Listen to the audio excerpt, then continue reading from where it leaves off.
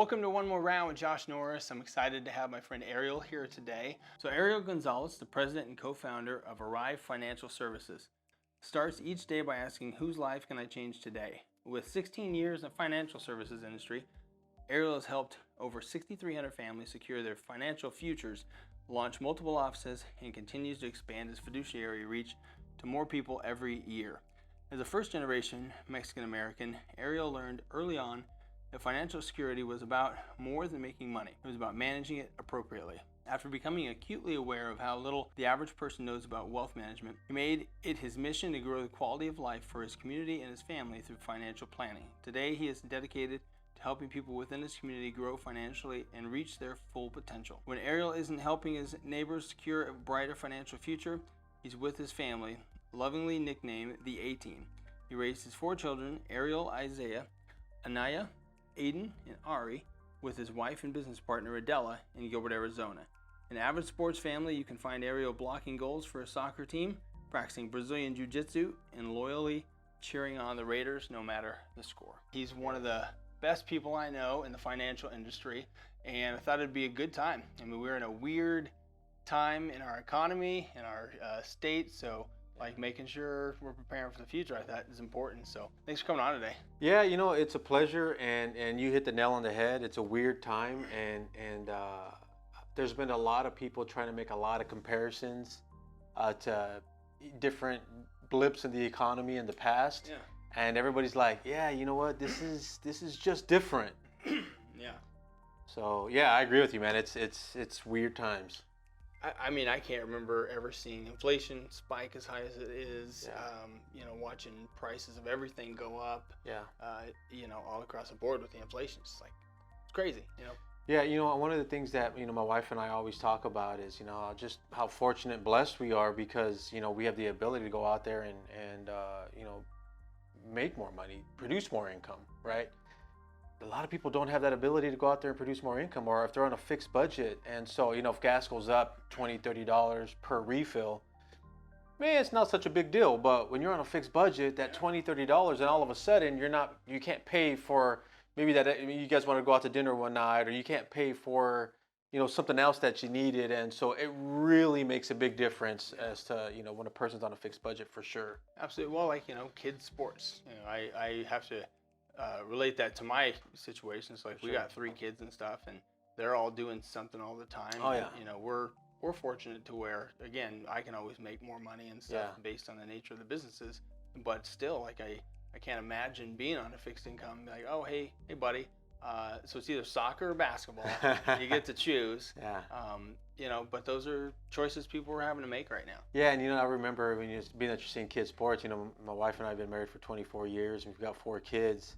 And we had our season of life where it was soccer,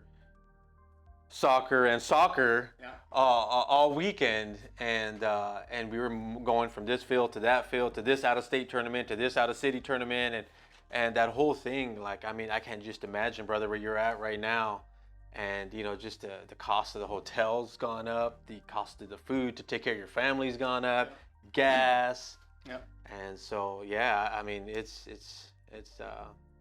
definitely affecting families right now. Yeah. So how did you get started in this business? Because financial planning, is that something you always wanted to do? Or? No. Actually, I don't think anybody that's in this industry actually wanted to be in this industry. It's kind of like an insider's joke that we all have, right? Because it's not like a set out industry that I think you kind of think about in high school.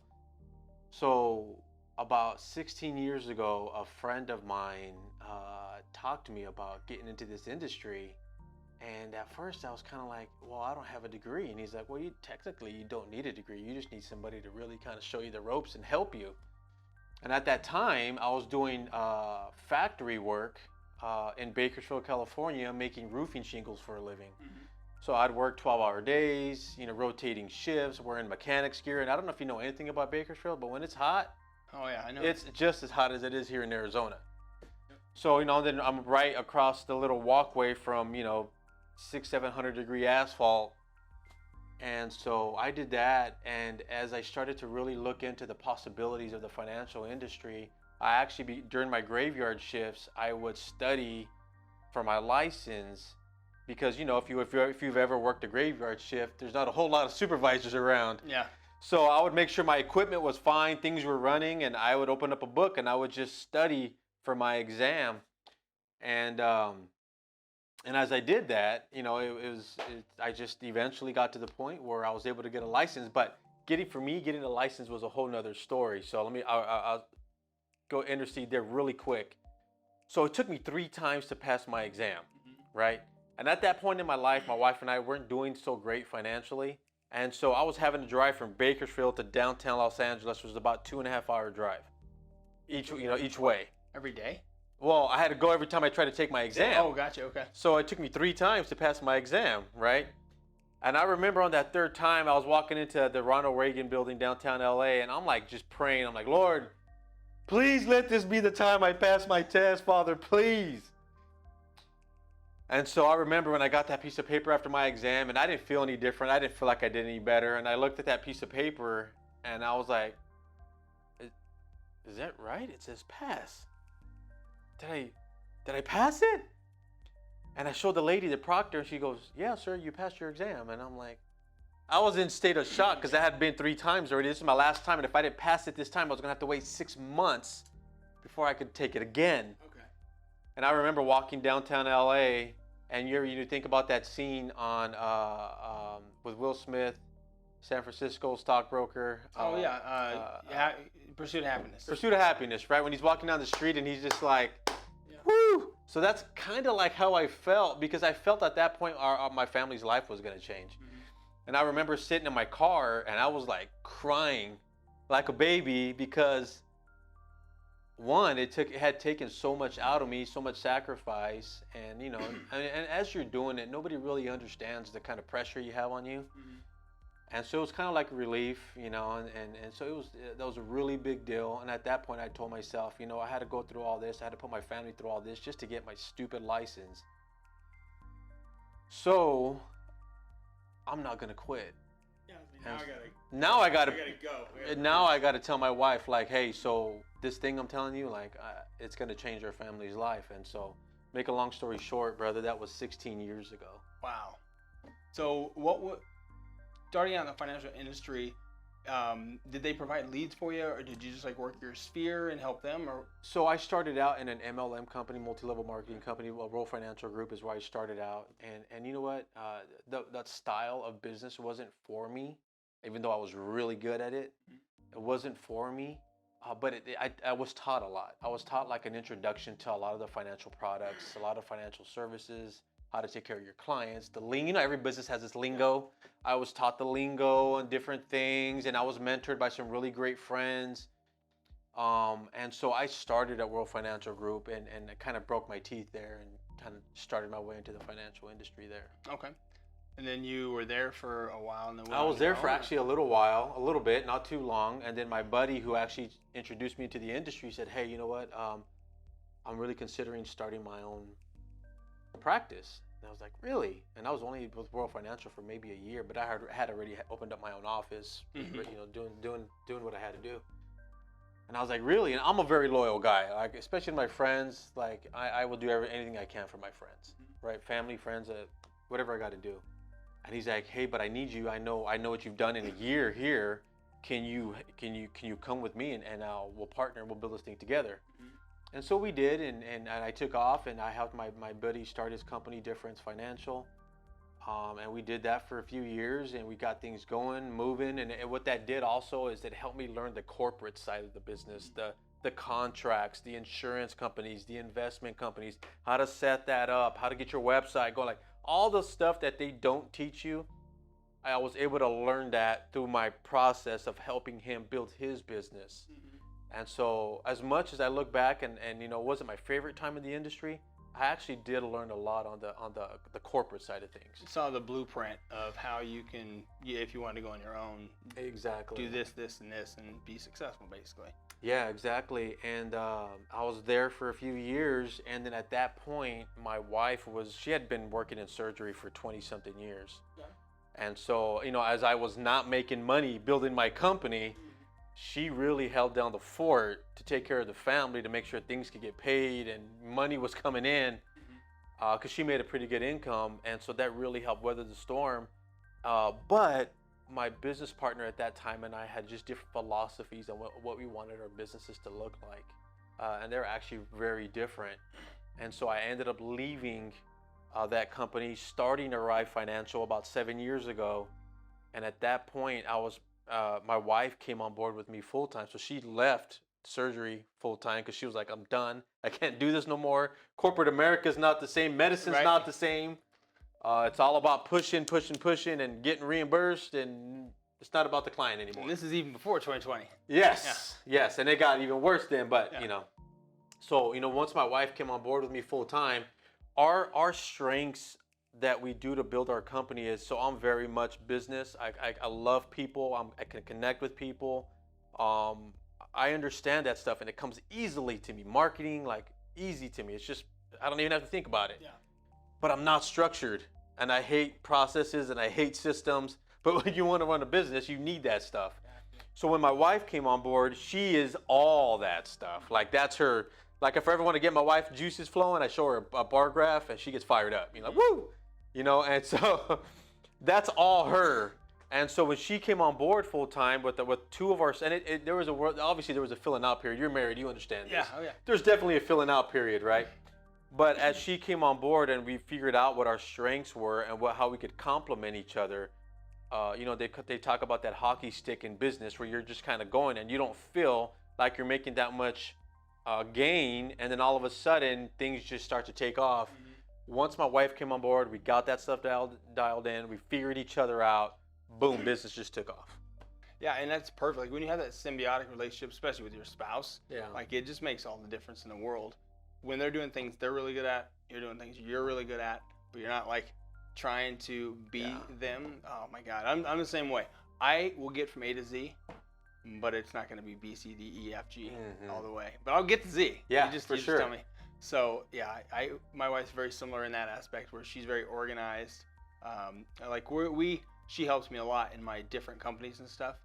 She's not like with me every day, but gosh, just the organization like an RV company or just helps a ton. And you know what? There's nothing more powerful, because look, at the end of the day, nobody's gonna have your back like the way your wife is, right? Mm-hmm.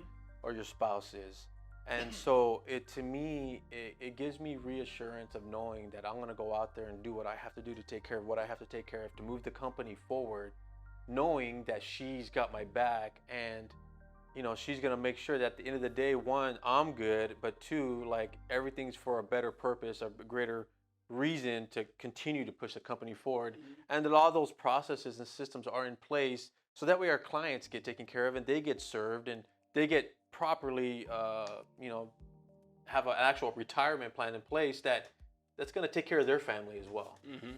So what does it look like? Because you guys built a company that you said, it's hockey stick. I know you guys have grown a really nice business. Mm-hmm. What does it look like on a day-to-day basis with the clients? New client like me, I'm coming on board. What are the types of things that you would want me to give you to make sure you could see the whole picture of how you could help? So for us, I mean, and I know this is kind of cliche when we say, we start with the client in mind. Like, yeah, we start with the client in mind, and what we do is we sit down with the client. And we figure out where they're at in life. Are you married? Do you have kids? Are you already contributing to some type of retirement account? When do you want to retire? How's your health? All these different factors that are coming in when it comes to put together a retirement plan. And then what we do, based on what they're able to get done, what their budget is, what they currently have in place. They may have old retirement accounts sitting somewhere, and a lot of people do, and they're just there because they don't know what to do with them. So we gather all that data, and then what we do is we go back and we start to put together, different options and say, hey, you know what, this is what you have right now. If you do this, this, and this, that's going to help cover these bases, and it's going to help you retire with this type of income at this age. And so we try the best we can as we put together that retirement game plan to give our clients an actual steady target for retirement. That includes their Social Security, that includes their health care, that includes making sure they're never gonna run out of money, to make sure that they have life insurance, final expense insurance if they need it, disability insurance. all these different things. And then guess what? We have clients that do very well financially and they have tax problems. They may have a business. They may have just personal money, but they do well financially. And so making sure that you have a tax strategy in place today is just as important as making sure that you have a retirement plan for tomorrow. Because if you're giving so much money away today in taxes, you're not going to have that for tomorrow. Well, and that's a great point. So tax strategy, is that something you guys include? This is something you guys include. Yep. And I know it's not something, correct me if I'm wrong, that everyone in the financial world does, because it's a lot of expertise, correct? Yes, and so you know what? Believe it or not, I hate to say it, a lot of tax preparers, CPAs will prepare your taxes, but they won't actually sit there and teach you how to maximize your tax deductible contributions. Like, we have clients that will let Uncle Sam, they'll claim single and zero, and they're married with 3 kids. Because they're like, we make good money and I got to pay every year. I'm like, well, why aren't you maximizing your 401k contributions? What? I'm like, yeah, if you put more money in your 401k, it lowers your taxable income. So now you get to keep the money for your retirement instead of giving it to Uncle Sam. So one of the things that my wife does is she actually does a paycheck analysis. She'll get your paycheck. We have a software that we use, and we can figure out, okay, if you're claiming single and zero right now, you're still paying at the end of the year. If you go married, head of household with 2 dependents, you're going to bring home more money, but now you're putting in $1,100 a month into your 401k, and you're bringing home a little bit less or about the same as you were before. Yeah. But now you're saving 12 to 15 grand a year in your 401k that you weren't doing before. Wow.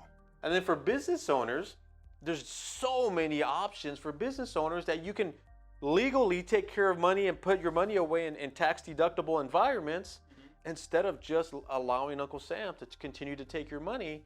But unfortunately, when it comes to getting your taxes prepared, these preparers are simply preparing them, not actually helping you strategize your taxes. Right. They're just like, cool, here, the form is ready. You're not going to get audited, or if you do, it'll be fine. But no strategy behind it. Yep. Okay. See, that's a huge, in my opinion, selling point, because I have, a lot of friends in the banking, financial that, I've met and just talked to over the years. And that seems to be one thing they always like skate by is the tax preparation. I always thought it might have been licensing or whatever, but I think it's and super you're important. a business owner. You know how tough it is when you're trying to run a business and you got multiple businesses and you're trying to get things going and keeping revenue in house and doing it the right way by the IRS code and showing you how to maximize that as a business owner. That's huge. Valuable, right? Instead of you like, I'm still trying to figure out how to keep afloat and I still got to pay this tax bill. And so to me, I mean, I love the fact that when we sit down with the client, business owner or even just a family, when we sit down with them and we see them start to click and the light bulb goes off, I'm like, oh, then they start to get the entirety of the actual retirement game plan that we set up for our clients. And it's not just about, sometimes people are like, well, I don't have a game plan, but I have a 401k. I'm like, sir, that's not a game plan. That's a product. You have a retirement product. You don't have a plan. You don't know what it's going to look like. You don't know what it's going to be like. You don't know what the taxes are going to be. You have no idea. Are you even saving enough? I have no idea. What are they charging you? I have no idea. Right. Especially if it's a company 401k, there's no way, well, most people anyway, are not going through the line item. Adele might. Yeah, for sure. Me, not a snowball's chance. I'll look at, oh, cool, sweet, sign. So yeah, I think that's how a lot of corporate America with their 401ks, they don't do justice to, because it's a catch-all. This is good for everybody. Yeah. And when it comes to a 401k, there's some companies out there, employers that'll match you, and I'm like, man, take a full advantage of your match because that's a guaranteed 100% rate of return. Absolutely. Free money. Free money. Get that 100% rate of return. Now, above and beyond that, there's a lot of different things that you can do that you maybe just aren't aware of, and that's where we come in, is showing you how to maximize those, take full advantage of those. And the cool part is, I'm going to just tell you, the number one thing that we do that I love is we get together with our clients once or twice a year, depending on what is needed, to make those adjustments. Nobody does that. Everybody's about set it and forget it.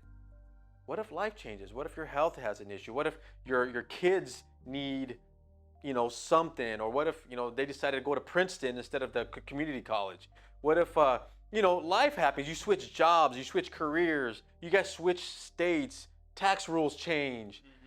So there's a lot of different things, and it's super, super, super important to make sure that you get back together at least once a year and you start to make those little fine-tune necessary adjustments to help you hit that goal.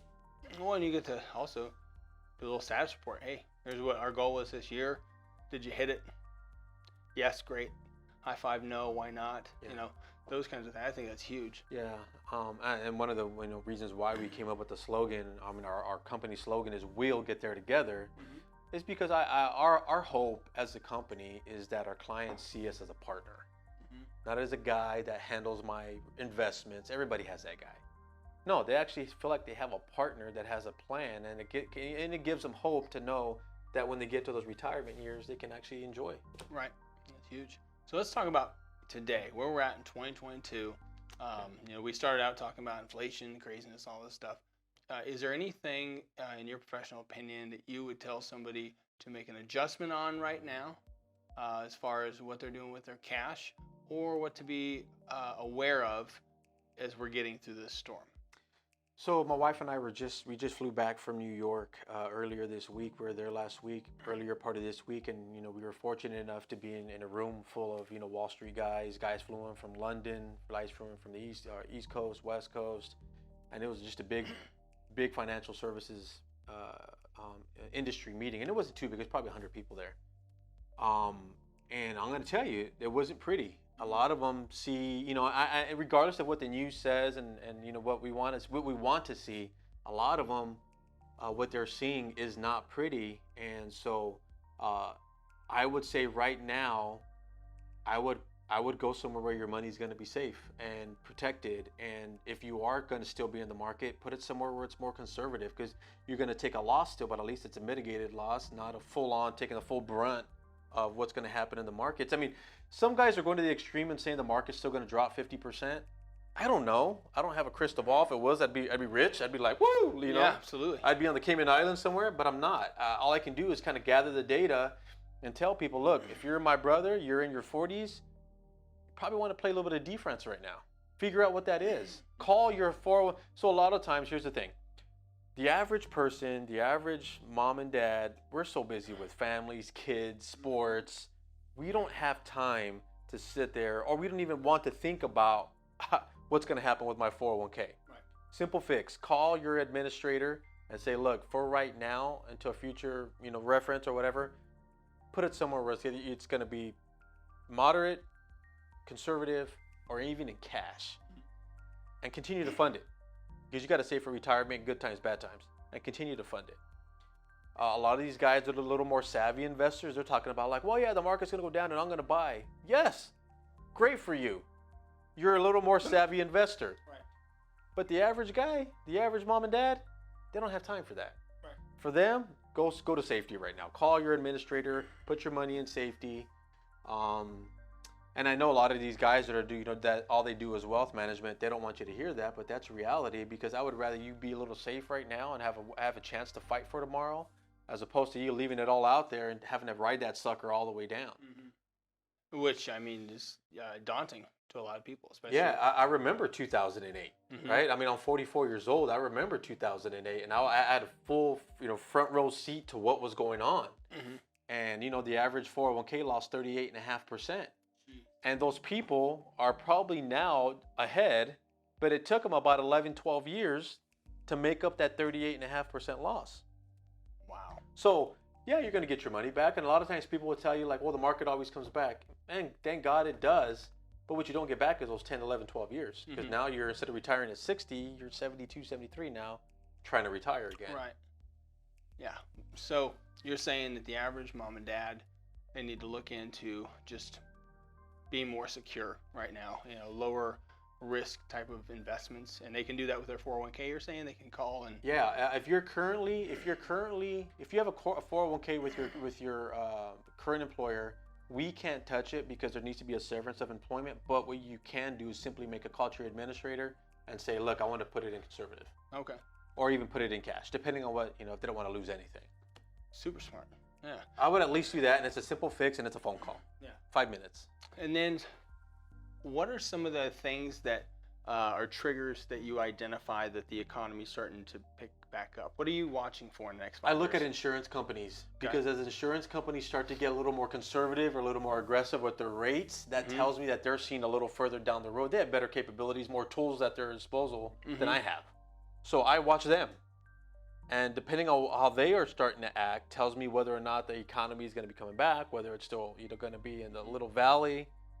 So I look at the bigger institutions. What are they doing? What types of insurances are you watching? So like I'll look at companies like AIG, National Life, Fidelity, Nationwide. I'll look at what their rates are doing. So we get emails every week saying, hey, rates are increasing, because one thing about the insurance world, or the safe money world that we are in, actually people in our industry, in our products will make more during these times because the rates that they're paying you out on those products are increasing because the rates are increasing, right? The Fed is increasing rates. And so I'll see what they're doing. When they start to dial the rates back in, that tells me the market's going to start to recover. Oh, that's super smart. Good advice. So right now then, people can get in cash or something that's low risk. The good indicators of what's to come. I mean, and I know you don't have a crystal ball, so nobody's holding anybody to anything. But how do you foresee the next 5 years kind of playing out? And this is just my personal opinion. I think it's going to be bad. Yeah. Because inflation is, going up so fast. And I remember people talking about 2008, how this is different than 2008. And it is different. But I don't remember 2008 things going up so expensive so fast. Housing was. But if you went to the grocery store, it wasn't like that. No. If you went to go get gas, it wasn't like that. If you went to go put new tires on your car, it wasn't like that. Now housing, boom, it took off. Yeah. So this one, housing took off and cost of living took off. Right. So most economists are telling you it's going to be really bad for the next 2, 5, maybe even 10 years. I mean, who knows? That people are predicting, because the Fed's printed, the United States has printed so much money out there that our currency is fragile, right? It's super fragile. And so if the value of the dollar continues to decline, cost of living is just going to get more and more and more and more, because now instead of paying $3 for a loaf of bread, now you're paying $7 for a loaf of bread. Mm-hmm. Yeah, and we're on our way. And so if you can't spend more money to do, because our economy is driven on spending, right? Credit. Right. If loans are harder to get, you can't spend as much because you're just trying to survive. What happens to our economy? Tanks. It has to go down. Yeah. It's got to go down, right? So if the economy goes down, your retirement accounts that are in the market are tied to those companies that are in turn going to take the hit. And then that's got to let itself shake out, however long that's going to take. And then, we'll start to see a comeback.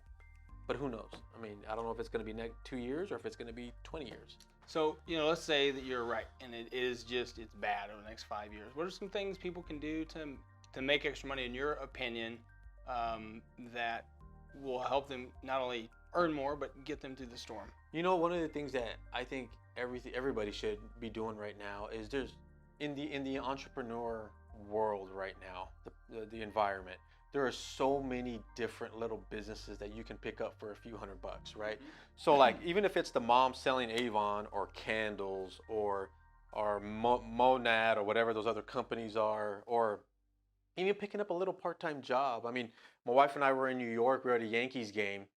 And one of the, you got those ladies that go up and down the aisle, and we were sitting in some pretty nice seats. So she would, she would serve people and bring their food to them and stuff. We found out that she works a full-time job. This is just her job to make extra money because her kids are going to school and she's helping her kids pay for college. And so there's when you want to make more money, there's plenty of opportunity out there. I would assume go along the lines of more of even if it's an MLM company, or like I said, where you got to maybe recruit a few people, but you got to sell some product. Because you also get tax deductions there as well. Right. There's other little benefits that you're going to have that are going to help you make a little bit more money now, but then it's also going to help you, at tax time.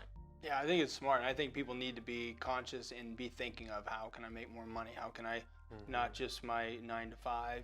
What can I start as a side hustle?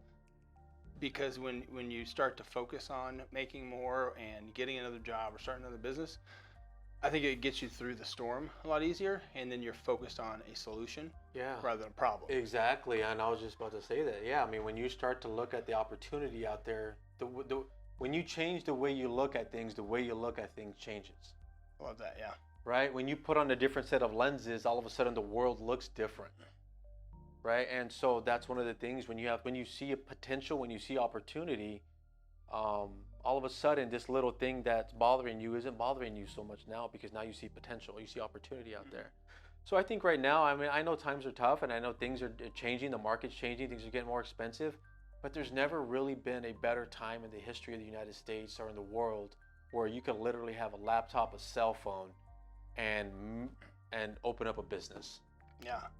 My wife, she started several businesses out of the house, and they were all profitable. I mean, she got burnt out a little bit on them, and we didn't necessarily need the money for the time she was spending, but she just created it, and she did a great job. And I'm like, anybody can do this, and whether it's on a computer or whether it's a physical product. And you know what, you think about like just the opportunity, right? So I know a lot of times when you're in business, you like to think big numbers, but let's keep it simple.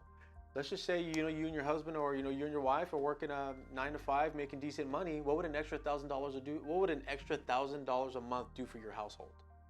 A lot for most people. For most people, right? That's an extra grand a month. Let's just say that extra grand now helps cover the groceries, the extra $40 or $50 at the gas tank, helps you get through the weekend with your kids.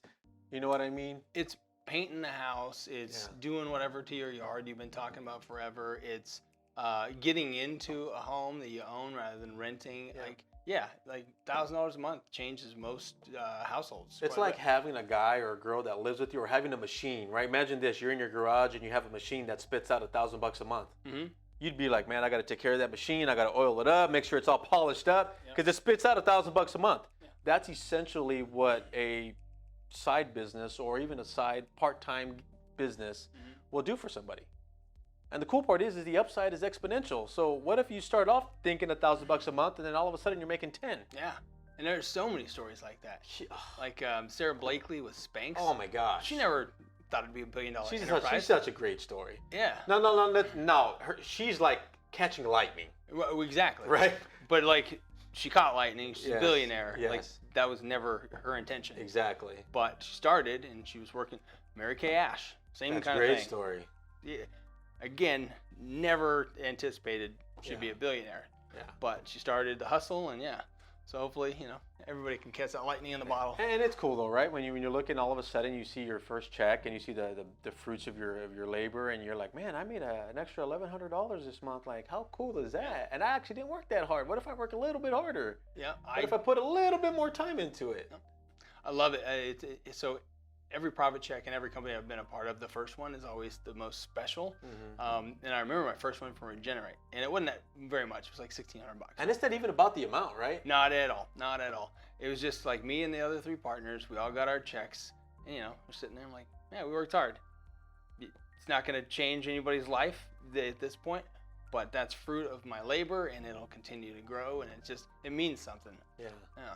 So how can people utilize your services? I mean, I want to make sure that they understand, they come to you and consult, and then what is your what is your bell curve of people that you serve? Honestly, look, and one of the stigmas our industry has is that we only service the people that have money, right? Look, the reason why Rye Financial was created was because we wanted to be able to offer services to everyone. We've got our clients that make over 7 figures for sure. But I love helping out the single mom. Even if it's just a simple term life insurance policy, now I feel great because she's covered and her kids are never going to be left without. So to me, I mean, I can go as far as selling a simple term policy to putting together a full-fledged business and retirement plan for somebody that needs all of that. And so here's the best part about our industry, the way we have a Rye Financial set up. There's no charge for what we do. So if I sit down with somebody, they're not going to have to ever pay me a dime. The way we get paid is when we get client ABC and take them to company XYZ, they pay us out of their marketing budget. So we do all this work, all this planning, all this software, all of this, stuff that we do for our clients, the planning part, and it doesn't cost them a dime. Yeah. right? And so like for me, I want somebody to feel comfortable enough to reach out to me, even if they have some questions, because that's the beginning of understanding what it takes to, you know, to start to hit your goals. And so the number one place to reach us is to call our office, which, you know, our office manager handles that. And her number is 661-636-6862. And or go to our website, which is www.arrivefinancialservices.com, and just simply fill out a little questionnaire, drop a little note, say, hey, what kind of caught your attention? What that does is it feeds directly into our email, and then we'll capture it, and then we'll call and Perfect. Well, you also put a lot of good information out on social. As far as I know anyway, Instagram's kind of where you focus most of your time. Yeah, right? so on Instagram, I'm not your average financial guy. I try not to be a financial guy, which is the reason why, one, I'm in Arizona, so it's hot, so I don't mind wearing a t-shirt, right? But I don't ever want somebody to say, like, I met with you and you're just like every other person I met with. I want them, when they meet my wife and I or one of our business partners, whichever office, because we have offices in Bakersfield, California, Tempe, San Diego, Ohio, Texas, and we're going to open up Missouri. Okay. And so I don't want anybody to ever say, well, you're kind of like everybody else. And so my Instagram handle, like, long story short, is not your average financial guy. You can message me there. I mean, I get so many referrals and just quick questions on my Instagram. It's, I mean, at least 6 to 7 a day. Well, I mean, I've watched it since I've gotten to know you over the last several months, and you do a good job. I mean, there's always good information, but there's entertainment as well. And I think you got to balance that in the social world. For sure. So, yeah, because if not, you get boring. Yeah, exactly. Nobody wants to talk about finances all the time. I don't. Nope, not at all. Well, hey guys, check out Ariel. I'm telling you, they know their stuff. He and Adele. If you are looking for advice, maybe to make a switch or just getting into investing, highly recommend it.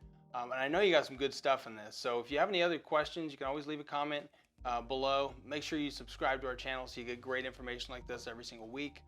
Like us.